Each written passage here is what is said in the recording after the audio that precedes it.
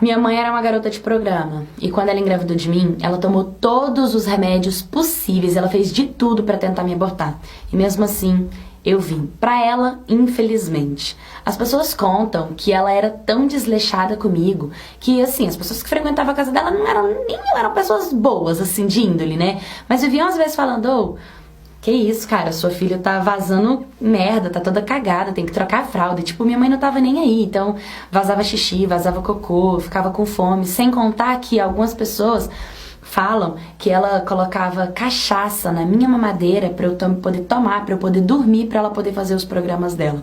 E também contam que todas as vezes que chegava alguém lá em casa, ela perguntava se não queria me levar. Era homem, era cliente, era amiga, era qualquer pessoa que passasse na rua, ela perguntava se não queria me levar, entendeu? E acabava que nisso teve algumas pessoas, óbvio que ninguém quis me pegar. Teve uma mulher que ela fazia um serviço no bairro da minha mãe, ela distribuía cestas básicas para algumas famílias pobres e bateu no portão da minha mãe. E foi quando ela pegou e ofereceu eu pra ela, falou que não me queria, que não dava certo ficar comigo, que eu tava atrapalhando a vida dela. E essa mulher ficou com dó de mim e me pegou e me levou pra casa. Só que quando chegou lá, acaba que o marido dela não me quis de jeito nenhum, falou que não, que pra me devolver, que eu era muito magra, eu era feia, eu era descabelada, desmilinguida. Por quê? Porque eu não tinha cuidado nenhum, né, gente? Eu não tinha, assim, uma boa alimentação, não tinha nada. Então eu era estranha aos olhos de quem tava me pegando pra me criar naquele momento. E aí ela pegou e me levou na casa do pai dela, que no caso é o meu avô, né? E aí, quando chegou na casa do pai dela, o pai dela pegou e achou lindo, se encantou por mim e falou, eu quero ficar com ela. Só que quem não quis ficar comigo dessa vez foi a mulher dele, né? Então ele pegou e falou assim, não, mas a gente vai ficar com ela do mesmo jeito. E a mulher dele não quis, mas me aceitaram. E então, no caso, a mulher que me pegou na casa da minha mãe virou a minha irmã, né? E o pai dela, o meu pai também. E assim em diante. Só que como a mulher dele não gostava nem um pouco de mim, ela acabava assim, me batendo, me maltratando, me xingando, me desmerecendo. E aquilo me fazia mal pra caramba. Eu lembro que quando eu tinha 8 anos de idade, eu já estava começando a entender bastante tudo que acontecia. Toda vez que ela me batia, que ela me xingava, eu dava um jeito de me vingar dela. Por exemplo, ela amava dormir depois do almoço na rede. O que eu fiz? Eu cortei todos os fios da rede, deixei só um fiozinho pra quando ela dormisse eu fosse lá e cortasse, ela caísse de costas do chão pra ela machucar.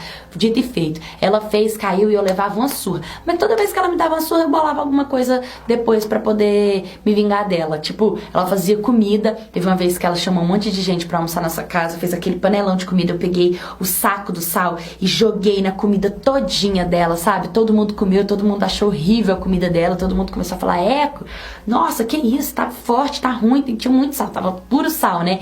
E ela sabia que tinha sido eu que aprontava, então ela ia lá e me batia de novo. Mas toda vez que ela me batia por conta de alguma coisa, eu ia lá e me vingava dela. E ela falava que eu ia ser pior do que minha mãe biológica, que eu não prestava, que eu não ia valer nada, que eu ia crescer a ser uma coitada, que o maior arrependimento da vida dela era ter me pegado pra criar. E tipo, eu só fazia essas coisas com ela porque ela me humilhava e me maltratava. E eu sabia que eu não tinha amor, que eu não tinha carinho, eu não tinha com quem conversar, e aquilo me magoava. Muitas das surras que ela me dava, o meu pai, ele via, ele brigava com ela, falava pra ela parar, pra ela pegar leve comigo, mas assim, ela não deixava de fazer por conta dele, a palavra dela era a última, era a que bastava, então ele me defendia, mas assim, só falando, não faz isso, mas ela ia lá e fazia, não adiantava nada, eu levava uma surra de qualquer jeito, então a defesa dele meio que não valia de nada, e eu cresci com aquela dor no meu coração, aquela falta de um amor, de alguém que amasse, que me cuidasse de verdade, que me quisesse perto. E além de eu sentir essa falta, eu ainda tinha que ouvir que ninguém me queria, entendeu? Até que do nada, eu não sei se já aconteceu isso com vocês, mas eu comecei a, tipo, ter uns amigos imaginários, porque eu não conseguia ter amizade com ninguém, eu não conseguia ser amiga de ninguém, e a gente morava no meio da roça. E como eu era muito sozinha, eu comecei a ter amigos imaginários. Eu começava a brincar com esses amigos, eu não sei de onde, eram vozes que eu ouvia e eu respondia essas vozes. E teve uma vez que, tipo, as brincadeiras que os meus amigos imaginários queriam brincar comigo era tipo, pega tesoura e picota seu cabelo, entendeu? Vai ser legal, vai ser divertido. E eu pegava tesoura e picotava meu cabelo. E minha avó falava que eu era louca, que eu tava revoltada, que tinha que me levar era no hospício. Mas, tipo, pra mim eram apenas brincadeiras, entendeu? E teve uma vez também que eles falaram pra eu pegar uma faca e pra cortar o meu pulso, que o sangue era legal, que o sangue era bonito. E, tipo, eu sei que é doidura eu tá contando isso pra vocês, mas eu passei por isso.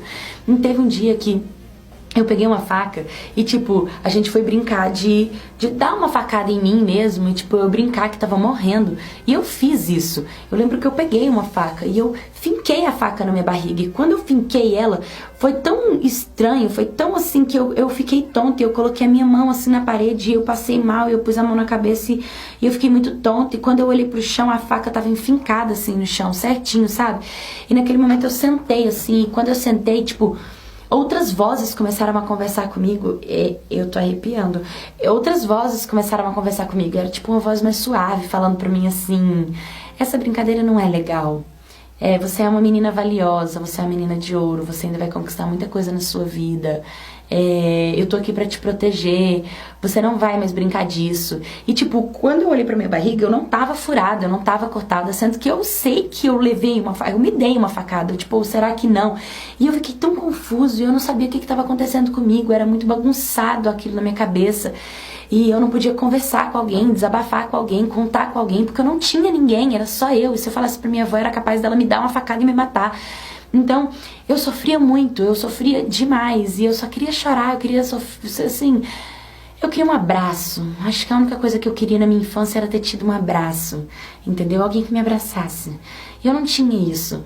Então eu tive que ser forte, de qualquer jeito. E eu continuava sendo humilhada, maltratada, até que eu fiz os meus 14 anos de idade. E quando eu fiz 14 anos de idade, a minha mãe mandou eu ir morar com a minha irmã, que é a pessoa que me pegou na casa da minha mãe biológica, que me achou, né? E eu fui, porque ela já tava com 4 filhos e precisava de ajuda pra cuidar dos meus sobrinhos, no caso. E eu fui. Só que eu cheguei lá, a minha irmã também me maltratava muito. Tipo, eu pensei que lá eu poderia ter uma vida melhor, que lá seria melhor pra mim, que eu ia entrar numa escola nova, fazer novas amizades.